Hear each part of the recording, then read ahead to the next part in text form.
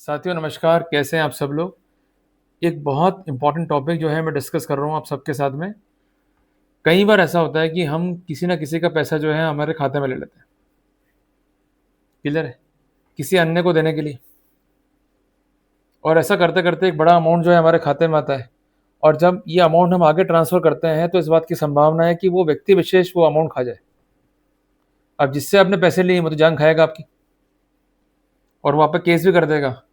तो अगर ये सिनेरियो है तो कैसे बचें और किस तरीके से वर्कआउट करना होता है, ये बहुत कॉमन प्रॉब्लम है। और हम अपराधी नहीं हैं, पर स्वाभाविक तरीके से ये गलतियाँ हो जाती हैं और हमें जो है कॉन्सिक्वेंसेस फेस करना होता है। और अपराधी ना होते हुए भी अपराधी का टैग जो है हमारे सर पर मँड दिया रहता है।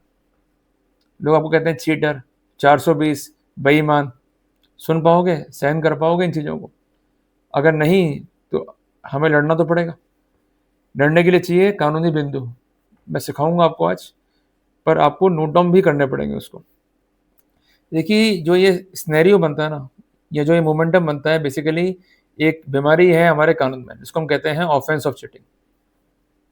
कई बार ऐसा भी होता है कि गबन की धाराएं भी जोड़ दी जाती हैं। तो जो कॉमन इन्फेक्शन है वो घूमेगा इर्द गिर्द धारा 318 या धारा 316 या दोनों के तहत। मैं बात कर रहा हूँ बीएनएस की। सबसे पहले हम देखते हैं कि आवश्यक तत्व क्या है चीटिंग के।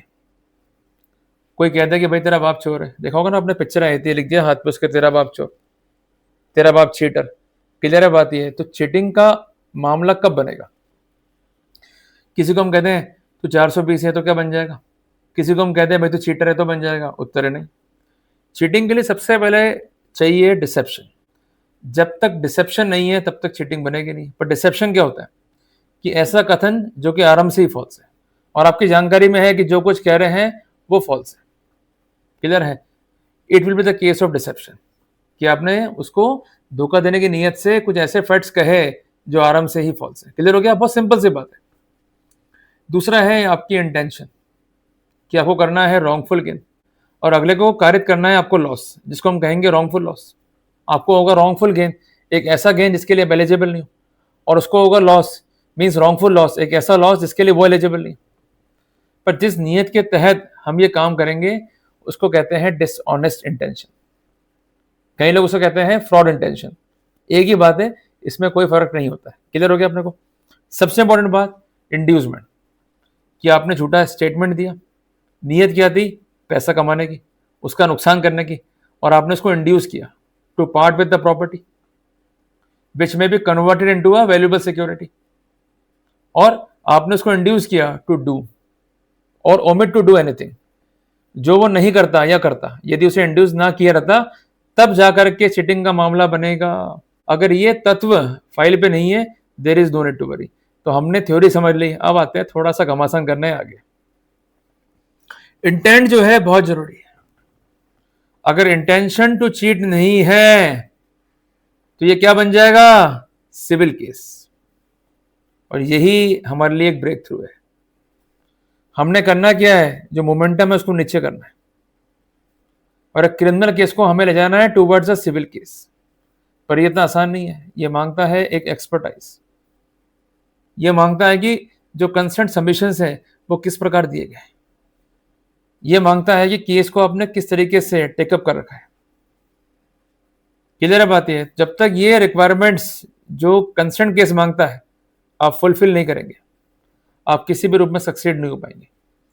तो हमें तो मालूम पड़ गया चीटिंग किसे बोलते हैं, और हमें ये मालूम भी पड़ गया कि जीवन रेखा का है, कैसे अपने आप को सेव करना है। मीन्स नटशेल में सार क्या है कि ये क्रिमिनल केस को हमें सिविल डिस्प्यूट में कन्वर्ट करना ही होगा, तभी मामले में हमें राहत मिलेगी। एक महत्वपूर्ण फैसला है, आप नोट डाउन कर लो। गूगल मत करना, अभी नोट डाउन कर लो, बाद में गूगल करना। क्योंकि एक बाबा ऐसे भी हैं जो बताते हैं बहुत सारी बातें और कहते हैं गूगल कर लेना। मैं आपको नोट डाउन कराता हूं, फिर करना गूगल आप। एसएन विजय लक्ष्मी बनाम स्टेट, फैसला है 2025 का ऑनरेबल सुप्रीम कोर्ट का। क्या लिखा है या क्या ऑब्जर्व किया है ऑनरेबल सुप्रीम कोर्ट ने? mere breach of contract cannot be treated as cheating. To constitute cheating, the dishonest intention is required to be shown, but it must be from the beginning. If the ingredients are not satisfied, the proceedings are liable to be quashed. तो basically हम एक बात कह सकते हैं कि धारा 318 sub clause 2 deal करता है सिंपल चीटिंग से। धारा 318 सब क्लॉज 3 डील करता है उन केसेस से जो कि स्पेसिफिक केस हैं चीटिंग के। और धारा 318 सब क्लॉज 4 ऑफ बीएनएस ये कॉरेस्पॉन्ड है विद सेक्शन 420 ऑफ आईपीसी। अब अगर केस हो गया है चीटिंग का, इस तरह का मामला हो गया, तो क्या करें? सबसे पहले आपको पैनिक नहीं होना है। आप एक बात ध्यान रखिएगा कि पुलिस जो है आपको देगी नोटिस या तो 41 है सीआरपीसी में, या देगी नोटिस धारा 35 सब क्लॉज 3 बीएनएसएस में। अगर वो नोटिस आपको नहीं दिया गया है, आपको थाने से फोन आया है, थाने बुलवाया गया है, थाने नहीं जाना है, अवॉइड करना है। किधर है बात? और अगर एफआईआर है तो वहां तो अवॉइड करना ही करना है, क्योंकि after FIR they may arrest you at any spur of moment, even they may pressurise you, even they में कंपेल यू। सिंपल रिपोर्ट है, ये फैक्ट आपकी जानकारी में जा सकते हैं। पर अगर एफआईआर है तो अवॉइड करना है जब तक हमें लिखित में धारा 35 सब क्लॉज 3 बीएनएसएस का नोटिस ना आ जाए। दूसरी बात, एफआईआर को पूरा पढ़ो। कई बार ऐसा होता है कि जो स्टोरी सेटअप हुई है एफआईआर में वो स्टोरी भिन्न होती है फ्रॉम द एक्चुअल फैक्ट्स। अगर ऐसा हुआ है तो प्रॉपर तरीके से अपना ज्ञापन सौंपो। सिर्फ मुंह जमानी बात नहीं करनी है या हिसाब देके नहीं आना पुलिस को, लिखित में बात कहनी है। इसके अलावा अगर मामला अकाउंट्स का है और ट्रांजेक्शन्स जो है करोड़ में है तो वहां पर सीए की राय भी लेनी है ताकि प्रॉपर बैलेंस शीट्स को जो है हम प्रोड्यूस कर सके। अगर हमें लाभ नहीं मिल रहा है धारा 35 सब क्लॉज इन बीएनएसएस का, मामले को हम ले आए सिविल डिस्प्यूट की श्रेणी में, तो वहां दो ऑप्शन है, we may go for anticipatory bail as per section 482 of BNSS. इसके अलावा क्वेश्चनिंग का भी यहाँ पर ऑप्शन है, और क्वेश्चनिंग को मैं इसलिए बेटर मानता हूं कि वहां पर हम ये भी रेमेडी अवेल कर सकते हैं कि हमारे विरुद्ध कोई भी कॉर्सिव एक्शन जो है ना लिया जाए। और कई बार ऐसा भी होता है कि कोर्ट आपकी गिरफ्तारी पर भी रोक लगा देती है, तो ये इंपॉर्टेंट पर्सपेक्टिव है, इसको ध्यान रखिएगा।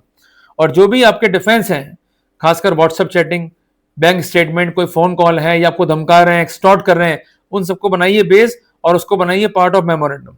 और इसके अलावा ध्यान रखिएगा कि आप कंसर्न व्यक्तियों पर काउंटर केसेस भी दाखिल कर सकते हैं रिगार्डिंग क्रिमिनल इंटिमिडेशन, एक्सटॉर्शन। और इसके अलावा आप लोग जो है अवेल कर सकते हैं remedy of defamation along with civil defamation. Basically हमें प्रेशर माउंट भी करना है, जो मोमेंटम है क्रिमिनल केस का उसे करना है कन्वर्ट सिविल केस में, ताकि हम रेमेडी ले सकें। और जो जो उपचार कानून में है जो मैंने आपको स्पेसिफिक किए उसके तहत जो है हमें वर्कआउट करना है, ताकि हम एज पर लॉ जो है रेमेडीज को ऑब्टेन कर सके। क्लियर हो गया अपने को? तो साथियों, मुकदमा बड़ा नहीं होता है, उसको चेस कैसे करना है ये महत्वपूर्ण है। देखिए, मुसीबत सब पर है, कोई बिखर गया और कोई निखर गया। अगर आपने गलत नहीं किया, एक सिविल मामले में आपको फंसाया गया, आपके राइट्स को वॉयलेट किया जा रहा है, तो it is a right time to get up and fight for your rights. पर लड़ते समय होश भी नहीं गंवाने। सब कुछ डिपेंड है आपकी डिफेंस स्ट्रेटेजी पे। मजबूत डिफेंस मतलब जीत सुनिश्चित। और एक बात ध्यान रखिएगा, कानून भी कहता है हमारा, an accused shall be deemed to be innocent unless proven guilty. आप तो हो ही इनोसेंट, तो फिर अपने आप गिल्टी क्यों मान रहे हो? इधर उधर क्यों भाग रहे हो? आप भागते इसलिए हो क्योंकि आपको नॉलेज नहीं है। इसलिए मैंने आपको वो फंडामेंटल्स क्लियर किए जिस पर आप काम करके अपने राइट्स को सिक्योर कर सकते हो। जल्दी मिलेंगे एक नए टॉपिक के साथ। टिल देन, जय हिंद, जय भारत।